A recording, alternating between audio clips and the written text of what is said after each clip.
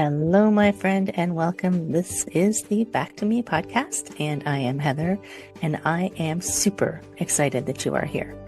And I just want to let you know that you're going to hear some tips and some tricks, some ideas, all to help you live your happiest and healthiest life. It is called Back to Me because when you are taking care of yourself, then you can take better care of others. And my goal is to make the world a better place. This is Wellness Your Way. I am really happy that you're here. Your true self is waiting. So it is time to step up and thrive. Hello, my friends. Welcome. This is the Back to Me podcast, and it is time to thrive. Like, what are you waiting for? Really, seriously. And I have another amazing human being with me, I love saying that, Dr. Michelle Maidenberg. And I put all the letters after your name in the video. I'm like, I don't know what they all mean, but I know that you're very smart and you're very busy, and you have so many things that you are putting out into the world. And yeah, welcome to the podcast. Thank you for having me. I appreciate being here. Absolutely. So the listeners know, the guests don't always know. The first thing I always really am curious about is what made you become Dr. Michelle? Like, what drew you down that path to all these letters? I continue to explore that because it kind of amazes me, because I had nobody in my family remotely, in my profession, but I definitely could understand why. So I had a lot of adversity in my formative life, I should say. Right. Try to keep away from drama these days, which is good. But my parents divorced when I was 3. I went to 5 different elementary schools, and I could go on. And I also have a lot of intergenerational trauma. My 4 grandparents were Holocaust survivors, and most of their families were murdered, and they were in concentration camps. And I heard stories about, the atrocities and the trauma since I was a little girl. I think about like how I might have absorbed that. And I didn't realize, because one of my grandmothers particularly used to talk a lot. She used to repeat the same, kind of stories over and over again. And I didn't realize how I absorbed that. And I am an empath by nature, so I feel emotions very, very intensely, both positive and negative emotions. And I could only imagine like how that affected my nervous system as I was kind of growing up. So I naturally just gravitated towards helping others, and it just came to me. It was like just something that drew me, and I always just wanted to be helpful. Like that was really important to me. And I remember when I was in high school, I took an AP class, an advanced placement class in psychology, and I got the highest grade, and I got an award at graduation. And I felt like I won a Grammy, it was like, wow. Wow, they really like me. I guess we should let people know what you're a doctor of. I forgot to tell them. Yeah, so I have a PhD in clinical social work, and then I also have a master's, 2 masters, one in social work, and then another master's in public health. Wow. Yeah. See, Yeah. you are out there like really helping people. And it is interesting, like we don't know, and sometimes I guess we don't really need to, have this super fine-tuned comb details of what affected us when we were growing up. But so much stuff does affect you, like everything. You come as a blank slate. It's like, what do you fill in as you're growing up? Just having a conversation right before we got on. And I was talking to this woman, who's middle-aged, and she was telling me about her husband, that she gets very triggered by him. So when they go out, he'll have, significant amounts of alcohol, and he'll kind of act, a little silly and wonky and, inappropriate. And she gets really angry and frustrated. And when they were out, her mother was there too. And she kind of checked in with her mom, and she's like, is it just me, or is he acting like off again? And she was really like upset. And the mom said, no, he's actually not bad. Like, he's okay, And I said, why do you think this is triggering you? And it was so obvious, just because I know her history, obviously. And we were talking, her father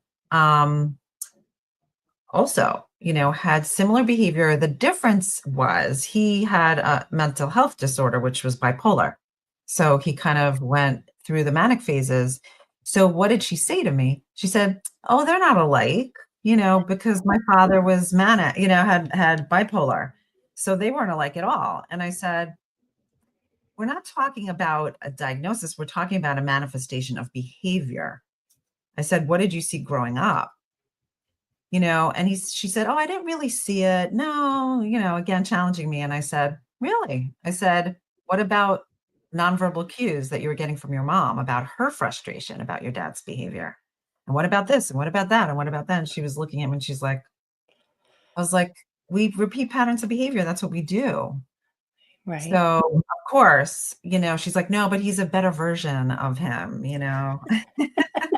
She tried to get an upgrade, but Yeah. she didn't realize wasn't enough of an upgrade. Still grappling with the same. And I said to her, I like had to give her a little bit of a psychoeducation. I said to her, "We don't realize how things affect us in our nervous system." And I said, just to challenge you on that, maybe it was so distressing and so disturbing to you as a child that you repressed and suppressed it.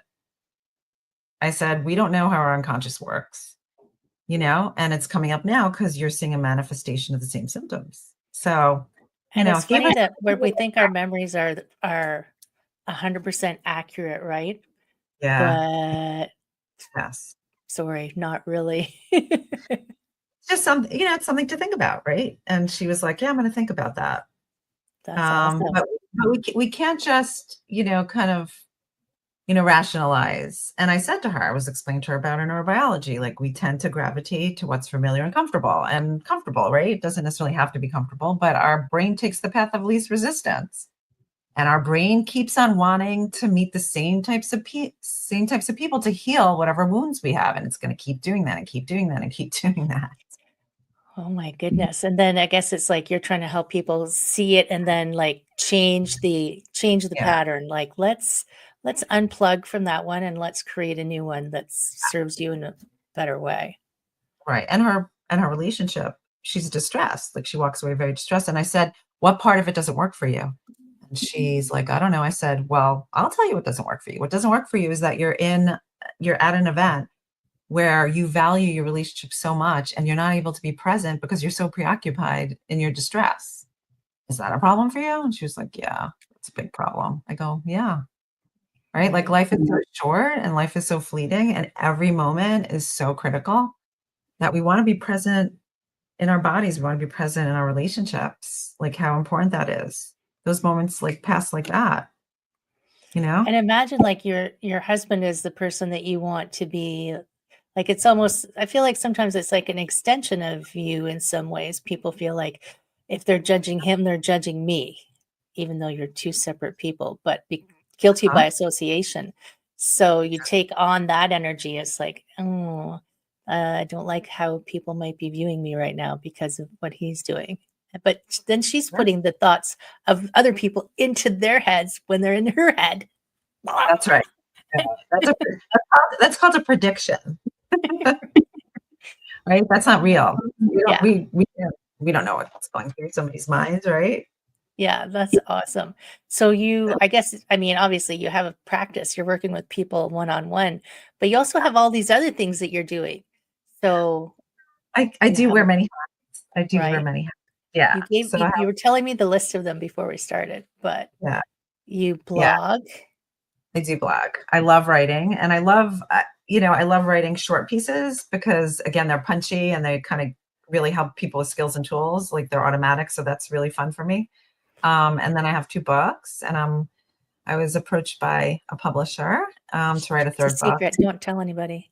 I'm not going to tell you what it's about. I'm not going to tell you what it's about, but it's very exciting that, I mean, I feel so honored and so blessed that, one thing that is so fascinating to me is I recently discovered my talent with writing, which is mind blowing because of going to five different elementary schools, I have such gaps in my education. I cannot even tell you. And I see it trickle out sometimes and I laugh. Like people laugh. They're like, "Where'd you get your PhD?"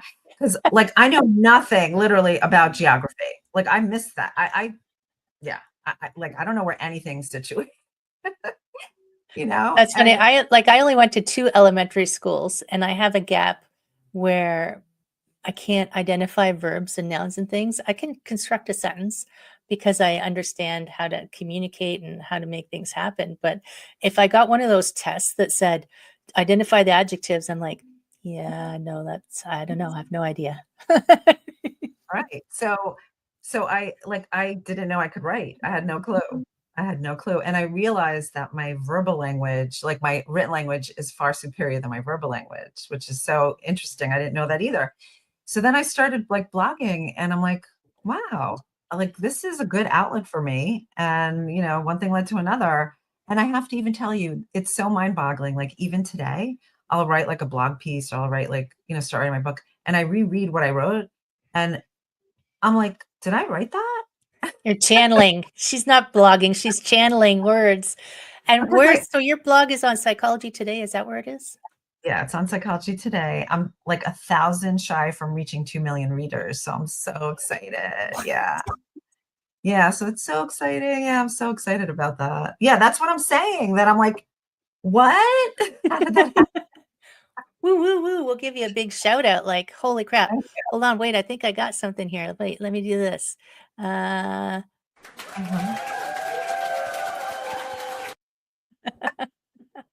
That's really funny. That's your 2 Yeah. million people. I don't, it's still like, it's still, I can't internalize it still. I'm still like surprised and fascinated by the whole thing, which is very Like, good because it really keeps me humble. I have to tell you, because it's I hard don't to wrap ever, your head around those kinds of numbers, right? no, I just like the thing that I'm so happy about is that I get to offer people help. Like that is the most important thing to me. And that is what I live for, honestly. And So so the the fact the blog isn't necessarily for psychologists, right? It's for people.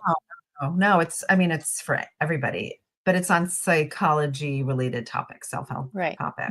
I write, more towards self-help topics, advocacy, parenting, mindfulness. They're all, like the one I just wrote is called What's True Love? The Truth About Love, actually. That's what it's called. The Truth About Love. Yeah, really Yeah. interesting. And I got really good feedback on it because I wrote what love is and what it isn't. Yeah. Right. Yeah. And because when we're recording this, we're just coming up to Valentine's Day. So good Yes. timing on that one. Yes. Yes. Right? Yes. And Although we need to know about love all the time, I think. we do. It's always relevant. It's always relevant. And it's interesting people's different definitions of what love is. And then you look at what the relationship is that they're in. And Yes. people make such interesting decisions. And I feel like sometimes they have decided to, like proxy their decision making to somebody else instead of just stepping in and saying, wait, I wouldn't choose this for myself. So why am I letting this continue? Right. It's That's so strange right. Or to it's not me. something or it's not something I would recommend to my friends. It's what? Not something I would recommend to my friends, You know what I ask people to really get them to think about it. And I had a friend actually yesterday. She approached me. Gosh, I mean, she's just in a very toxic relationship, and she knew that I could give her a little bit of yeah, mindfulness in the moment, about how she's kind of interacting with this person. And I said to her, I said, if your daughter was had this type of relationship, what would you recommend? What would you recommend for her? Right? Because sometimes we have to take it outside of ourselves, and especially with kids, and if you're a parent, right? Like you always want to protect your children, want the absolute best for them. So, like, yes, you would never want them to be in such toxicity and never, Did her but it's mind blow up right there? Like, yeah, yeah. She said, thank you so much. She said, like, I needed to hear that. That's what she said when she got off the call. She said, I needed to hear what you said to me. And I said, you're not choosing yourself. You're not. right. So, I hope her behaviors followed suit. We'll find out. Sometimes taking the action is the hard part, right? Oh, sure. Sometimes it's like, you know what you need to do, you understand the reasons behind it, you know what the after looks like, but that one thing you have to do is like, just rip the Band-Aid off, just do it. Yeah. It's painful. Listen, the reason why that's the case, which I write about, is our conflict in values. That Mm, always comes across. That's why it's so hard to make decisions sometimes. Because when we're participating in our problem solving, we're constantly kind of up against like this conflict in values. So there's two things that's compelling us at the same time. And we, as humans, want to walk away from it, being like, la, la, la, this is great. And it doesn't hardly ever work out that way. People like, I really want to be sure about this behavior. I want to be emphatic about it. I want to be 100% sure. And I'm like, I don't know. I don't know that you're going to like make a change or transform your life being 100% feeling 100% okay with it. I, I can't promise you that. there's no 100% anything most of the time, I would say, and I always tell people, "Don't go for perfection, go for, good enough, press on." Like, be happy and trust that eventually you'll and I feel like in retrospect, they'll look back and go, "Oh," but they can't see it at the moment, right? Just Too from my painful. own my It's too own life trajectory. right. So Well, it's like in the moment, it's too painful. It's too painful, and you're flooded with so many emotions, and our brains are like neurobiologically are offline. We can't think straight, literally, right. completely offline, and we're just kind of driven by our amygdala, which is our feeling center, and it just doesn't lead us often in the right direction. Which is why mobs of totally respectable people lose it and Yeah, burn police cars and that's crap right. like that. It's like their brains were turned off. Wow. And Right, but we can't like use that to no, rationalize our behavior either. no. Yeah. There is choice, but you have to like derail it right when you're starting to go crazy. And I always tell people, it's not Pleasantville. Remember that movie? Like Yes, even the yeah, people in Pleasantville weren't happy. I mean, even though they thought everything was fabulous. yeah, So the but your book, so you have a book called, oh, you have a YouTube channel too. We should tell people that too. yeah, You yeah. you have a blog, you have a YouTube channel. I wrote some things down over here. Yeah. So the YouTube channel I offer, it's free guided meditations every Thursday morning at 11 a.m. There's a new guided meditation on all different topics. Yeah. So How long are they? about 10 minutes, I would Oh, that's say. not bad. Yeah, 10 to 15, give or take. But they generally span that length of time. I And always again, tell all people you can spare 5 to 10 minutes for yourself in a day. Don't give me those excuses. exactly. Yes. Well, you have to, if you have value and if you have self-worth, you absolutely can. Right. And Everyone has value, they just don't believe it, that's right. Yeah. right? This morning I had to talk to myself and I said to myself, act on behalf of your self-worth because there was a really hard decision I was making and I was struggling. And I said, act on your self-worth. Like I'm if you writing have that down. self-worth, yes, how would you be behaving? And I kept on repeating that to myself because I was leaning towards kind of acting from more of a core wound, not from my best self. And I felt it. I felt it in my body, in my bones, you know? So sometimes we have to ask ourselves questions to redirect us. Sometimes we have to like think about our mindset, and that helps really like realign and it helps to ground us so that we're making better decisions and we're thinking about things in a more productive, helpful way, leaning into our values rather away from them. Is that what your book is about? Yeah. So, Ace Your Life is Ace Your Life is predicated on, it's an acronym for acceptance, compassion, and empowerment. And that is the model by which, you're living your best life and living the life you want. Again, what underlies that is kind of really understand our neurobiology because that's really critical part of this. And then also really getting a clear understanding of what our values, our core values are. Once we have those two things in place, then we could broach into more of kind of self-acceptance, self-compassion, and empowerment. And I teach people like what the barriers are because we have a lot of barriers in place that get in the way and cause a lot of stuckness. We And then, constructed the market, didn't we? yeah, yeah. And especially in today's day and age, like everyone, right? There's just so much going on in the world, and everybody, the emotions are running really high. When I speak to people, yeah, people are worried, people are concerned, people, are feeling dysregulated and confused. And it's just a whole gamut of feelings that are going on now, just because of the climate in our society. And it's not even here nationally, it's around the world for that matter, right? Yeah, you're in Canada. Well, it's And almost like that yeah, stability of the institutions or things that you always just said trusted and you didn't have to worry about have been mhm, destabilized, you know? There's yeah. like, who do you trust now? The news, is it real? Is it not real? Is this person telling the truth or not telling the truth? Even now, I get a phone call from a bank that uses my name, and I'm like, what?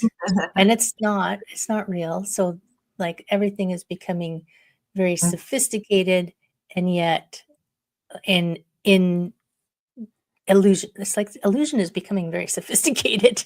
Yeah, It's like, yeah. and people want to feel like life is very real and stable.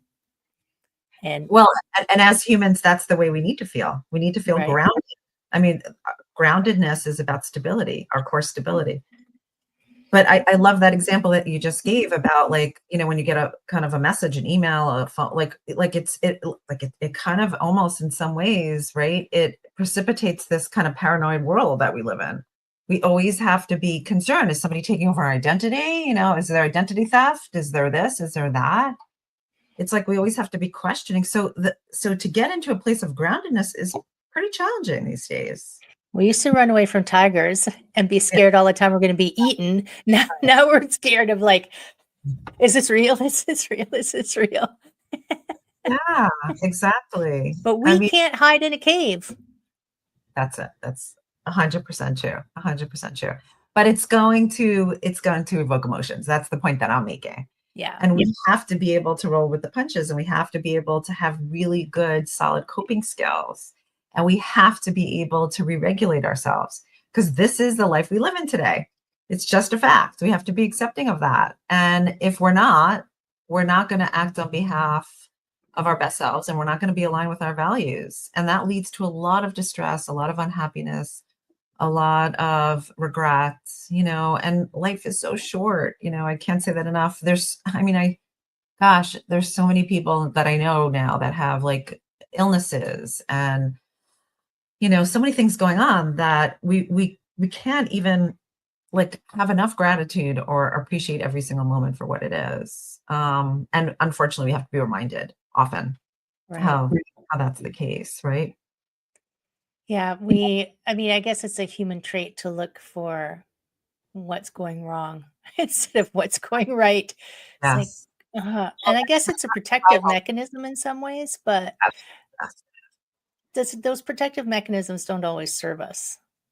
Oh, no, no, our brains are wired for survival, to avoid danger and discomfort. And I did a TED Talk a couple of years ago called, yeah, it's called circumventing emotional avoidance, but that's what it's all about. It's about how we avoid danger and discomfort. Um, so we have to lean into that, because that's real, right? And if we're protective all the time, we're not really living our best life. We're just not. So, as an average human being, Yeah. I guess your talks about how to, stop avoiding things and stop making things hard. And is your book like, this is how you can get your crap together? Yeah. So it's interesting, because I think about, like, and it's, I didn't think about it when I was doing it, but like now that I see it, it like so makes sense, right? So I started out with the TED Talk, and it really is a preamble to the book, because if you're again participating in emotional avoidance, you're going to get stuck. So Right. my book is to help you get unstuck. If I had to like kind of summarize what it is, but it's using these components in your life in order to get unstuck. And when I say unstuck, it could be anything. It could be any kind of stuckness, right? Because we all have stuckness. We could all relate to stuckness, whether it's overeating, whether it's relationship challenges, whether it's kind of career challenges that come up. It could be parenting. It could be, it could be intrapersonal, maybe mental illness or mood regulation. It could, again, from A to Z, literally. So, you could just use it just or in order, and it gives you like a roadmap. It gives you like very concrete skills and tools so that you're doing this on a daily basis. And I always say that it's a way of being, like when I teach my mindfulness class at NYU, I talk about the difference between a trait and a state, right? Mindfulness is not a trait, it's a state. And that's how this is. This ACE model that I developed is a state. It's a state of mind. I walk, talk, sleep, breathe this model, you know. And I'm not perfect. So, right, Right. we slip and slide. And I include that. I include that because one of the things that I think is most important and is the least talked about is how to maintain skills. There's so many resources we have out there, that we have access to. So people make change. All people make change. The sustainability of it is the key issue. Right. And most people don't talk about that. And I really, really think that that is a critical piece that we have to talk more about. And it's interesting. So I've been teaching yoga and meditation actually for like 20 years. And I've been to Kripalu a bunch of times, by the way. Love that place. And I was there recently. oh my gosh, I love it there. I haven't been since COVID because I just Amazing. haven't had a chance to get back. But Yeah. my husband and I always have this conversation of, we go to these places and we do these things. And when we're in that space, we're like, yes, I am zen. And then you walk out and you scream at the person who took your parking place. So it's because I understand it, but I never heard anybody explain it like the trait and the state. I'm like, that is brilliant, Yeah. Thank right? you. Oh my God. Yeah. Thank you. Yeah. I always get my mind blown at least once or twice. Because if you're taking it on as a state, when you're in the parking lot, you're going to be walking, talking, and breathing with that in mind, right? It's not going to be Hopefully.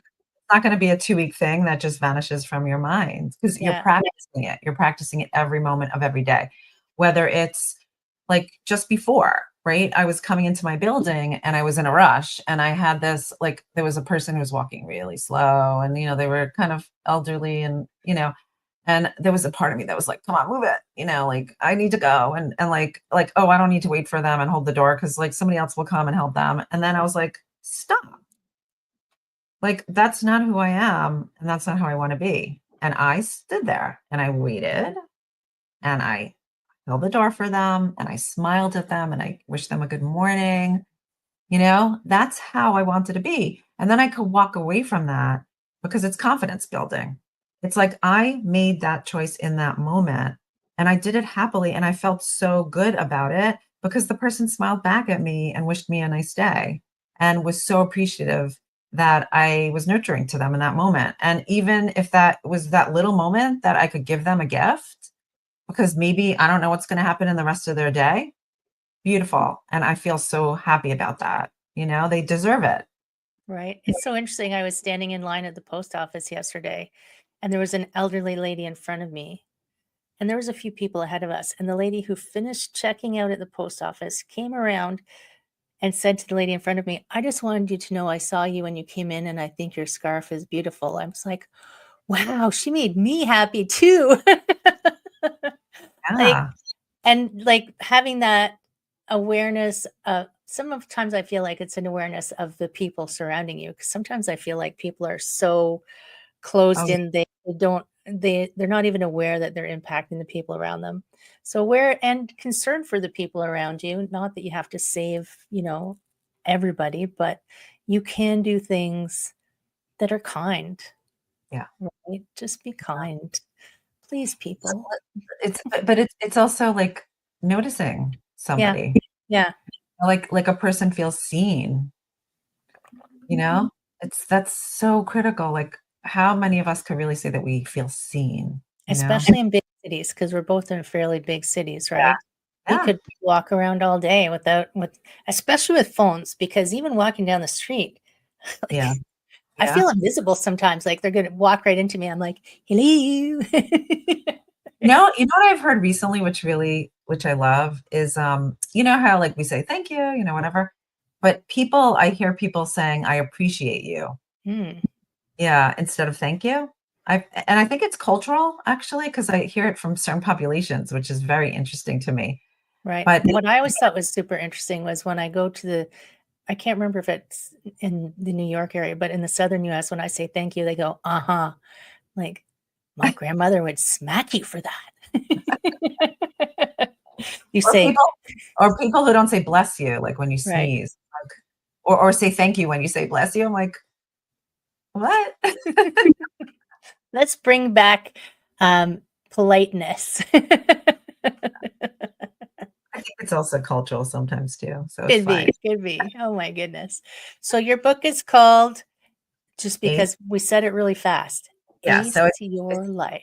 it's ace your life, unleash your best self, and live the life you want. Yeah. Oh my gosh, friends, like seriously. It's my colors. I love my cover. They were so generous to let me have my cover. So Oh, I love when that happens. yes, And it made me. and it expresses you as well, right? Oh yeah, Um, sure. it's interesting about values because I just contributed a chapter to a book where it's talking about living your values. Because Mhm. my coach, who I've had for 8 or 9 years, he has his coaching practice is called values inspired coaching. So we're Mhm. constantly talking values and Yeah. how that discord, sometimes they trip you up and you don't realize it, but it's also that clash of you're not actually living your values. So, Ah, so brilliant. Oh my it's gosh. such powerful work. And Such where power. can people find you? MichelleMaidenberg.com. So the best place is on my website, which I know is on the screen, because it has all my information. It has the books. It has again all my podcasts. There's a lot of information there. All the alls. All the alls, yes. You could also subscribe to the YouTube channel if you want to get the guided meditations in your inbox every Thursday morning. You could definitely subscribe to the blog as well in Psychology Today. Yeah, and I'm on social media, and all the general kind of streams of social media. So I really post almost every day on either like a little clip or an infographic of inspiration and wisdom and knowledge. And so I always try on a daily basis to convey something to others. You are like prolific. Oh, thank It's you. like, whoa. Like I can't stay on top of everything. It's like, wow, she doesn't need matcha. She's got her own built-in matcha. And I have to say, because this is an important point, it comes with effort. It It does. comes with effort. It doesn't come organically, and it doesn't come just because I snap my fingers. And the reason I'm mentioning that is because it's a commitment that a person makes, that I make towards helping other people. Right. And I know that I have to put effort into that. It's not going to just happen on its own. So, like anything that you want in your life, you have to put effort into. But again, if you're acting from a place of self worth and a place of wholeness, you're going to do it. You're going to do it. And just this morning, I think I shared with you, right? I had to literally, I kept on saying to myself, because I was like about to make a decision that wasn't in my best interest. And I was like grappling with it. And I knew it, I felt it. And I knew it was like not fully aligned with my values. And I said to myself, what do I need to do right now in order to lean into my self worth? Like, what action do I need to take? And I kept on repeating that until I was able to realign myself. And then yeah, I was there. I was recalibrated and I was like, "Yes, I did it." That's awesome. That's so good. Michelle, thank you so much. Oh, Like so you nice. obviously have like so much experience and wisdom Thank you. and really helping people kind of shift and have an awesome life. I hope so. Before we go though, Yes. guests always get the final word of wisdom.